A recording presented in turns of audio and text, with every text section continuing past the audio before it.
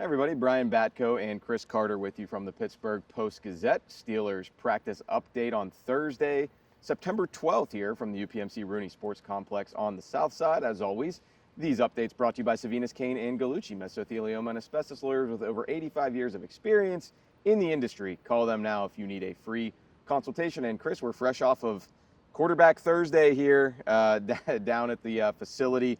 Both Justin Fields and Russell Wilson coming in to talk to us, give us a little bit of an update. I wouldn't say they really went into detail on how much each guy did at practice today, but you and I were talking on the walk over here from practice. Sure sounds like it's going to be another week of Justin Fields and Russell Wilson singing a little bit of a different tune, but also kind of the same tune that he did with his calf injury in training camp. I certainly thought it was interesting when we asked him, or he was asked about, hey, like, how serious is this? If you could go, could you? And he said, look, if this was the last game of the season, if this was fighting for the playoffs, I could play this game. But Brian, what did he tell us when we first talked to him after the injury in training camp? Oh, if this was a real game, I could start that game. And so I'm like, all right, sir, you told me that. But here we are, and it looks like you're about to not start the second game of the season after missing the first game. It just feels like you keep drawing these lines, and we keep stepping over them, and then you just draw another line. So my big question right now is, how serious is this calf injury? Because if he's not out there, and it's not a for sure thing that Russell Wilson's back, I know he keeps saying, oh, it's fine, you just want to be 100%, but they brought this dude here to lead the offense, and you're about to see week 2 of Justin Fields. Fool me once, shame on you. Fool me twice, don't get fooled again, as was once famously said. But no, I mean, I think today I took some video, posted it on X if you want to check it out. I mean, he's jumping around, he's doing the calisthenics during the stretching portion of practice at the beginning that's open to us taking video with our phones or whatever.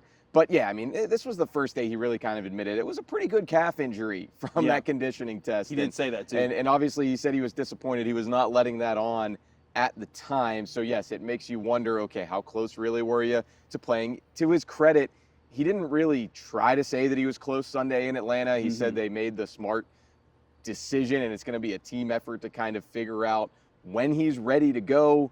The elephant in the room there is the guy who was sitting on the locker on the other side there, Justin Fields, because I think we all know if he takes this job and runs with it, maybe that happens this week, then who knows where Russell Wilson is in the pecking order. But yeah, I thought his tone today kind of matched up with Mike Tomlin's tone on Tuesday for the first time. There was a little less dancing around the injury, and it was, hey, Russell Wilson's hurt, and that's kind of the long and short of it at the moment. It certainly is that. I'll also say this, from talking to Arthur Smith, Steelers offensive coordinator, we get more sense of, like, Justin Fields did his job last week. There was questions when you look at the passing charts, and none of the passes were over the middle. And, you and I had speculated this. I talked about this with Ray Fittipaldo on the Wednesday episode of the North Shore Drive podcast. I was like, I think that was by design. I think that they were trying to avoid Jesse Bates and Justin Simmons. And what did Arthur Smith say today? But that's exactly what the game plan was. And the fact that Justin Fields could quarterback a win of a game and keep to that script without turning the ball over and helping the offense move the ball down the field, I think that speaks to that he is stepping up the way the Steelers want to see him step up.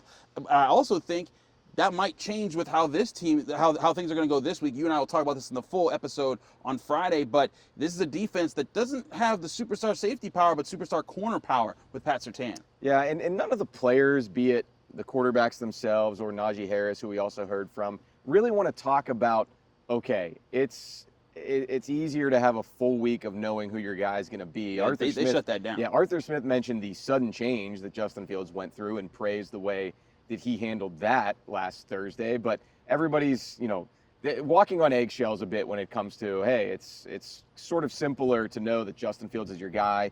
He's the one taking the reps. There's not going to be a curveball thrown at the 11th hour. Russell Wilson was asked if he's close to being ready.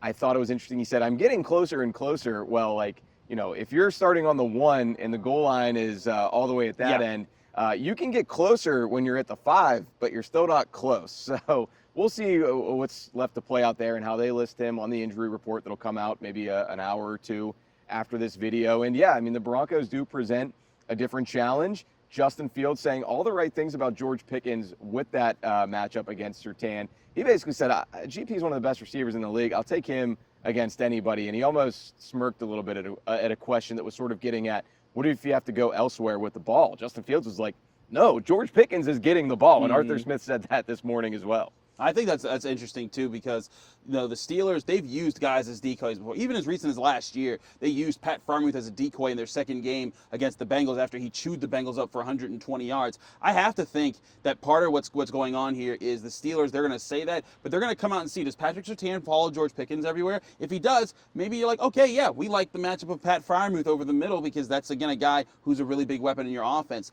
I think a lot of what the Steelers are trying to do is they're trying to just keep everything bland right now while they're talking to us. They're trying to not let the secrets get out or anything. Najee Harris won't go into, talking about everything they want to do. But I do think that there is a sense of balance in this offense, that they can run the ball. They can. I mean, we asked Justin Fields about play action. He's like, hey, we have a good run game. We have an offensive line or running backs that make that easier. And I think that's going to end up being the key in this game is, can they find a way to balance things? Because let's say Surtain follows Pickens. Listen, I know that they feel the world about George Pickens. And I think that actually this could be a very good one-on-one matchup that would have a lot of highlights in both ways. But when you're preaching safe offense, you're saying, hey, don't lose us the game.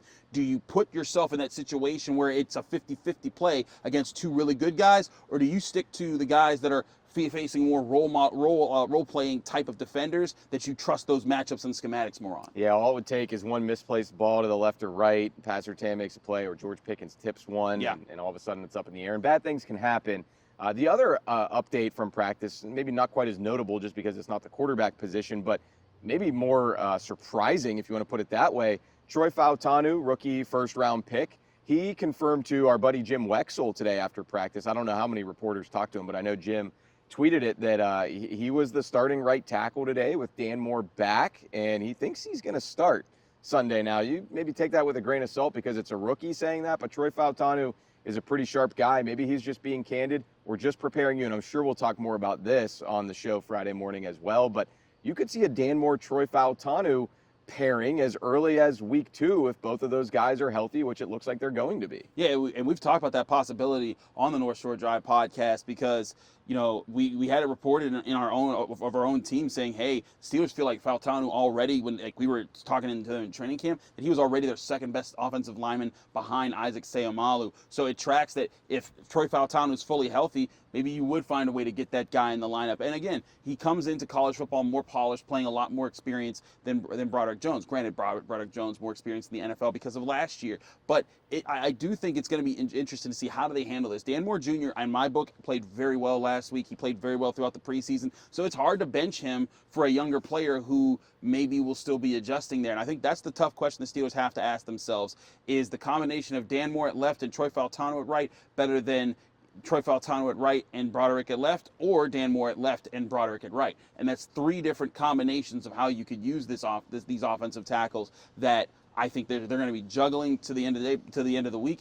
But I agree with you. I would not be shocked if Fautanu's at right and Dan Moore is at left. Juggling through the end of the week and probably juggling throughout the season. I'm going to borrow one of our favorite phrases from the Brandon Ayuk saga and the ongoing Steelers quarterback controversy. I think it's going to be a fluid situation. There you go. So, all right, well, for Chris Carter, I'm Brian Batko. Thanks, as always, for tuning in. I'll be back at practice Friday with updates for you. And, yeah, as Chris said, we'll have the North Shore Drive up for you Friday morning or early afternoon, so stay tuned for that. Appreciate you watching us here on the Post-Gazette YouTube page.